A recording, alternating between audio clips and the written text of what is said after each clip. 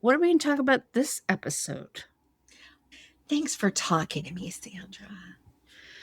I thought we would talk about how we can use LinkedIn and the healthy habits we can develop around it because I don't want you doom scrolling on LinkedIn. That's not going to serve your purpose. I want you coming to LinkedIn for a distinctive purpose, right? Are you growing visibility? Are you growing your thought leadership? Are you using it as a tool to recognize your team members? There's so many different ways that you can use it. Connecting with people is another. So I want you to have a clear goal in mind so that you can come here for a little bit of time a day. I usually check in with LinkedIn in the morning, and then I usually check in again with LinkedIn in the afternoon. And that's it. I don't spend hours and hours on here. How are you using it, Sandra? Hmm. Well, Could you develop a healthy LinkedIn habit? Is that what you're saying? This call is for you? This episode is for you? so I have this love-hate relationship with all social media. It's like I know I have to be out there. I know I have to be visible. Do I enjoy it? Not always. Okay. And does it cause me some anxiety? And then the other part of it is, am I always searching for what do I want to say? What do I want to talk about? What should I say? What shouldn't I say? So it's all of that wrapped up into one. So I do go out onto LinkedIn more than any other social platform. I found last year I took almost all my social platforms off my phone. Mhm. I only use them when I'm sitting at my computer. Most of the time, I'm not even really looking at it on my computer at all. So when I go out onto LinkedIn, I do look at what some of my people that I follow Mhm. are posting. Sure. I do go out and comment on several people that I find content that is relevant or interesting or has a viewpoint. Right. I might find some new people to follow and strike up some new conversations. So I do all that. And sometimes I even repost other people's content. That's amazing. And then when do you find yourself active with the platform? Is it fair to say when I remember? Okay. It is fair to say that, especially if that's the truth. So let's go with that. When you remember, would it serve you better to maybe have a 10 or 15-minute habit with LinkedIn every day and Probably. then not have to be too concerned about it? Yeah. And not even every day, right? Every weekday, maybe 4 times a week, maybe even 3 times a week. I would say that I'm most active on Tuesdays, Wednesdays, and Thursdays. That is when LinkedIn is most active. So Oh, woohoo, you're just like everybody else. look at that. I am normal. I won't tell anyone. Okay, Don't good, worry. because They that won't will believe. definitely ruin my reputation. Yeah. So I would recommend for my non-job seeking friends, right? So for people that are happy in their role, for people that are currently not looking, for folks that are entrepreneurs or thought leaders in their industry, I think checking LinkedIn for 10 or 15 minutes, 5 days a week is enough. I would recommend that you check out your connections. Do you have any inbound invitations to connect? Evaluate those, accept them as you deem appropriate. Go to your catch up tab and connect over birthdays, anniversaries, education milestones, saying congratulations, messaging people. And then you can go out to the news. Are there different news sources you follow? Do you like to see if there's an interesting event? I love LinkedIn events, like when LinkedIn actually throws an event and teaches you something on their platform. Super interesting there. And then connecting with new people. Did you attend a networking event and you met so and so? You should connect with them on LinkedIn. So I'm curious if I'm wanting to be more visible and I'm looking to kind of up my views Yeah. and connection, what does a strong leadership presence look like? in terms of content, engagement? Yeah. I think there's 3 levels that you can connect or what activity looks like and being present on LinkedIn looks like. You can do a very low visibility connection level, meaning that you're messaging people and it's very easy. It's one to one. It's happening in the DMs. I don't know why does saying DM seems so weird. Okay, anyways, it happens in the direct messages.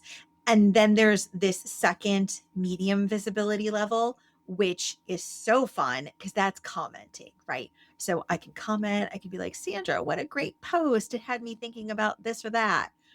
You can also share other people's posts. I often, by the nature of what I do as a career coach, I share roles that I see are visible. So, especially when someone in my network is telling me they're hiring, I love to share those because then when people come back to me and say, I saw that you I saw that you posted or shared this HR business partner role and that really interests me. Okay, great. I'm happy to make a connection and introduce people. So that's visible because people connected to you at the very least can see that you commented on that post or that you shared it to your network. And then the highest level of visibility on LinkedIn would be you're posting your original thoughts, comments. Maybe you host a newsletter. Maybe you're going live on LinkedIn. That makes you uber ultra visible. And you can work your way up. You can do a combination of the 3. I find that the combination of the 3 is what I like to do. So usually in the morning, I will check my catch up tab and send all the birthday anniversary messages. And then I'll go ahead and check my connections. There's certain people in my network that post all the time, and I'll go and make the rounds of comments with them. And then I post to LinkedIn 1 to 2 times a week. That's so cool. It Yes, was really cool. it's so Um, fun. but I'm also wondering, what's your sense of how people consume content on LinkedIn? Do they actually read long form communication? Do you want to stick to 300 or 400 character posts? Do you want to send people to a blog post? I'm always confused about what is the right length of posting. And that's really the beauty of it is there's not a particular right or wrong way to do it. Whatever your audience responds to is going to be the most right for you. So I say experiment, test. Is it a 300 word post with a picture for your audience, Sandra? Or somebody like that's more of an influencer type of content creator? Maybe they do great with short form videos. Is a live event right for you? Do you want to teach something or really share a more involved piece of content with them? Maybe a workshop is best. You can do a combination of things and see what works. And I would do that. I would track it and say, okay, this is what works for me. Or if you're a corporate leader, a leader with a team and a set of direct and indirect reports, maybe you post recognitions. Maybe you say, congratulations, such and such team on this big achievement we had last week, or congratulations, so and so on your promotion.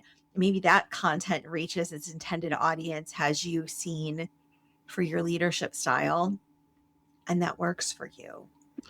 That's interesting. I never thought about using it as a recognition tool. Mm. And I'm wondering if companies have policies on whether or not that should be something that you're doing, not doing. Yeah, how do companies approach that these days? That's a good question. I would always check your corporate policies at your company level. Usually there's some sort of social media policy. Now, going back to when I was in corporate America, which I can't believe was over 10 years ago. Now, my company at the time had a policy that asked leaders not to connect with their direct reports on any social media. And so that was LinkedIn, that was Facebook, everything. They said, don't do it.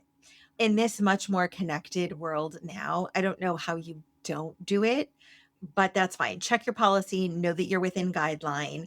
But I think it's great if companies do have a more open policy that you get to recognize people or give a public thank you, because not only does your shared network see that, but also your employees network sees that. And it's like, who congratulated you? That's amazing. And I think that people like to see other people getting recognized. I feel like those are the biggest posts that I see on LinkedIn that have the biggest, highest engagement is when people are getting recognized or somebody wins an award or it's their business anniversary, right? Like our friend Jen just passed her 8th year in business. And she had great engagement on that post because people want to join in on something that they see as positive. When I surpassed 5,000 connections on LinkedIn, I made a post and I had the highest engagement in a long time on LinkedIn. And People of course, I went out and checked my follower count and said, "Wow, I have follower envy." don't have follower envy. It is okay. You can have as many connections as you want to have. And Sandra, we checked your connection queue and you have quite a lot of things to look at and evaluate and see if you want to connect with them.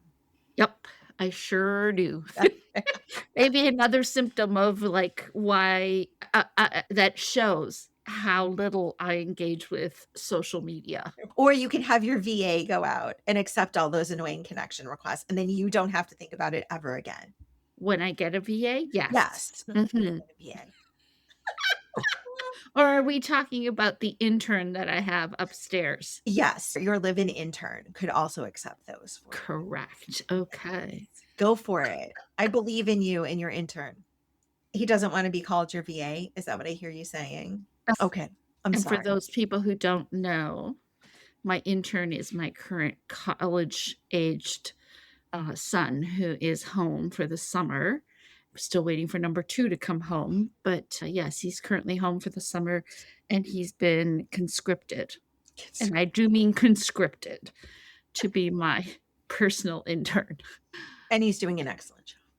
So, yes, there's a variety of ways to use LinkedIn. I recommend a daily habit.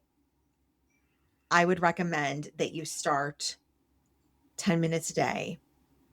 You keep up with your connections, you make a few comments, you handle all of your catch-up tasks, and then see what you have time for. But set the timer. You know, I'm a proponent of the Pomodoro method. So if you want to set a 25 or 40-minute timer, that's traditional Pomodoro. Or if you just are better with a timer, and then when the time expires, you close LinkedIn, you close your app, and you move on to whatever else you have to do that day. That's great. And then if you have time or those tasks start not to take you so long, then you can start to use it for research. Maybe you want to attend an event. Maybe you want to read an article. Maybe you want to look at the news tab. I love the news tab on the desktop view. So if you're looking at LinkedIn on your desktop or your laptop and you are in your feed section, so just hit the LinkedIn logo in the top left, then you should get the LinkedIn news. You get 10 top stories that pop up. And that kind of gives me a little peek into what's happening in the day because I don't consume a lot of internet news myself, but this is business news and it is catered towards you. So my business news and Sandra's business news feed are probably not the same thing. I checked out my news. You didn't even know there was a news feed, huh? No, is it my jaw that's still on the ground that's Yes. giving it away? And that's cool stuff. I like that because it gives me something that's relevant to me. And I liked, and then it's quick little snippets. My news story is showing eBay spurns GameStop takeover bid, inflation spikes, Waymo recalls 3,800 robo taxis, and your feed is probably not the same. I have clearly part of the reason is that I'm not in here doing very much. So I have eBay spurns the game over GameStop takeover bid as not credible. I didn't even know that was still a thing. Yeah. So it must be a new thing. Inflation spikes, the Okay, same so one you we're had. seeing a lot of the same things. Google stops AI enabled attempt to target security flaw. Did Nope, you get that one? I Oh, don't have that did one. not. OpenAI launches new venture. No, don't have. Well, look at that. Tim Cook and Elon Musk are among the execs expected at the China summit. See, our feeds are different outside of the top 2 stories. Yeah. And it says BuzzFeed is on the verge of bankruptcy and it gets a new leader. Interesting. Yeah. So there we go. And it says, I'm now all caught up on today's top news. Have a great day. Bye. It's essentially kicking you off, saying, "Sandra, you spent enough time on here today. We don't know what to do with you." So, Annette, do you have a little cheat sheet checklist of things I should be doing on LinkedIn every day? Because I think I need one.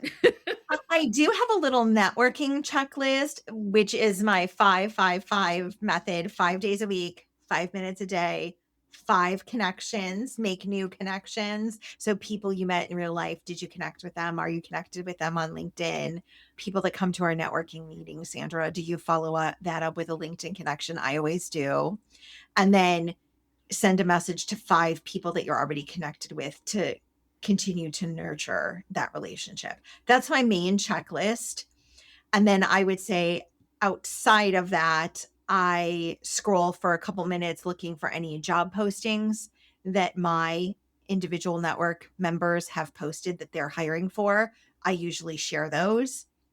And then I check for comments on my posts or where I might be tagged somewhere. And that's it. Then I'm in and out of LinkedIn.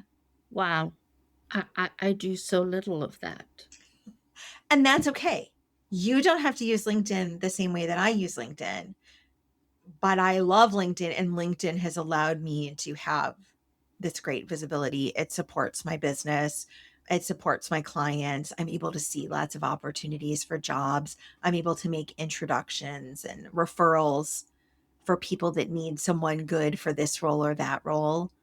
And I'm assuming Yeah, similar for you. You work with a lot of leaders, you work with lots of corporations that are struggling with communication styles and directions, team membership.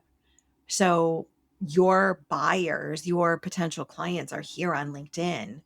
And since it's your platform of choice, anyways, if you spend some more time strategically, it might pay off for you. definitely. I joke, and yes, I do some of it. I don't do as much as I should.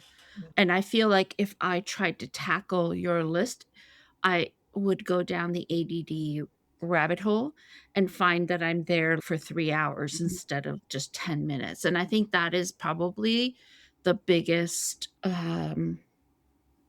gap or engagement phobia that I have around social media is that I feel the weight of the unfinished things, and I'm concerned about being able to pull myself out when I need to pull myself out. Mhm. Yeah. And so then maybe it's something you do in an accountability group with others, or it's just something you do while you're drinking your coffee, because that is not a bottomless pit. Although I know you and I both wish our cup of coffee was a bottomless pit. It is not. So when it runs out, when there's nothing left in there, then you're like, okay, now I put LinkedIn down. It's not a task that needs completion. It's always going to be there. Yes. How are you using it to support you and your goals is Yes. the question I would pose for you. And if it's supporting you in that manner, then you've used it to its potential right now. You could always go deeper. You could always back away. There's no right or wrong. It's just a tool to support Yeah. you. Absolutely. Mhm.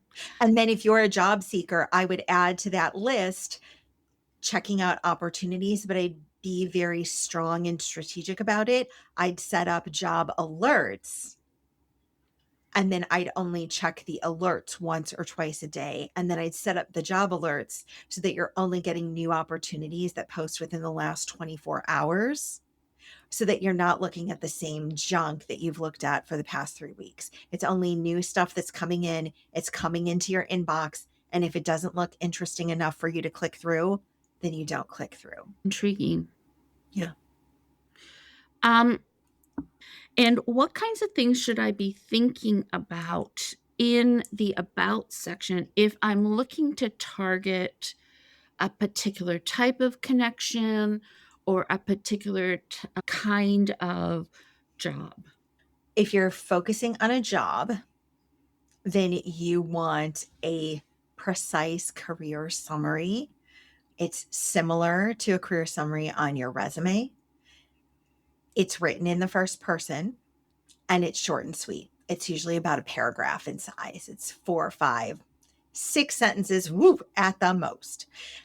And then if you are a leader or you're hiring or you're looking to engage people, a certain kind of connection, you're targeting ideal client or customer, then you'd want to talk a little bit more about what you do, how you bring value to the process. And then I would close it with, I'd love to connect. And then I'd give an email address. Again, it doesn't have to be your main email address. It could be an email address that you give on LinkedIn that you know where those inquiries are coming from. You could put your calendar link there, Oh, Sandra. very cool. Yeah. Yes, if you'd like to invite someone to make a connection call with you. You could invite people to your network meeting. You could invite them to listen to your podcast. Yeah. And you know what? I have one. You have one too. Oh my gosh, we have one together. Oh, we have one together. Look at that. We have the same one. We're awesome. So that's how you can start thinking about LinkedIn. There's no wrong way to LinkedIn, right? Yeah. Absolutely no wrong way. There's no right way either. Whatever works for you is great. I can tell now when people are using it strategically, and I can tell when it supports them. And so using it in a way that supports you, your lifestyle, your business, your career is what you'd have to figure out. And don't do it if it's going to stress you out. I think that's such an important thing. There are times when I say things in jest that are very genuinely true. And then there are times when I use jest as a way to kind of hide some of the things that we struggle with, right? Sure. And I believe that social media is difficult for a lot of people, not just women, yes, but I think people in general, because men struggle with it just as much as women do.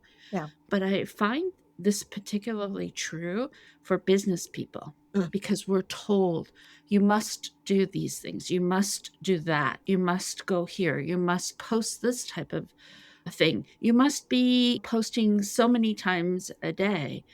And for many of us, that's neither realistic nor helpful. And so what I have found myself really trying to follow is what can I do consistently, not what should I do all the time? Because if I can't maintain a consistency, then it doesn't really matter whether I'm doing everything that people tell me I have to do. And oftentimes the consistency is maybe once a month I get online and I schedule all my posts because I know that I'm not going to be able to do that on an ongoing weekly basis or even a daily basis, right? So taking the time to think out, what do I really want to share? What do I really want to talk about? What am I focusing on? What are some current ideas that are popping up in the news? And putting those out in some type of scheduling software, I find works a little bit better for me. I notice a big difference between the months when I do that and the months where I'm struggling to kind of get caught up because for whatever reason that posting day didn't happen the way it was supposed to happen. Yeah. Yeah. And that's what you can do. That's what building a good LinkedIn habit looks like. And I dare say that LinkedIn is probably the least social media out of all the social media platforms. Lots of studies, lots of research on it, but it seems to have this trust that the other platforms don't have because it's tied to someone's real identity. You can verify yourself. So don't feel pressure to do something outside of what you're comfortable with. And it's always going to be there for you to come back to. And it really can support you no matter what your goals are to find those goals and then decide how to move forward. Yeah. And that's what I'm going to say about it. What do you think I about love that? it. I love it. And I love it. Sandra, I would like to just invite all of our listeners here today that if conversations like this are really supportive to you, your business, your life, whatever you're going through right now, we purposely have conversations that challenge the status quo, expose what's often unsaid, and remind women they're not alone in what they're going through. So if that sounds like you, one of those is you, all of those are you, then you should join our email community at exposingthehiddenreality.com because we give you some more content there that's exclusive to our email list and not something we talk about here. I love it. See you there. See you there, Sandra. Don't Thank be you so much. square. Let's not go that far, okay? We're gonna edit that part out, right? I don't know. Maybe we'll leave it in. All right. See you next week, woman. See you next week.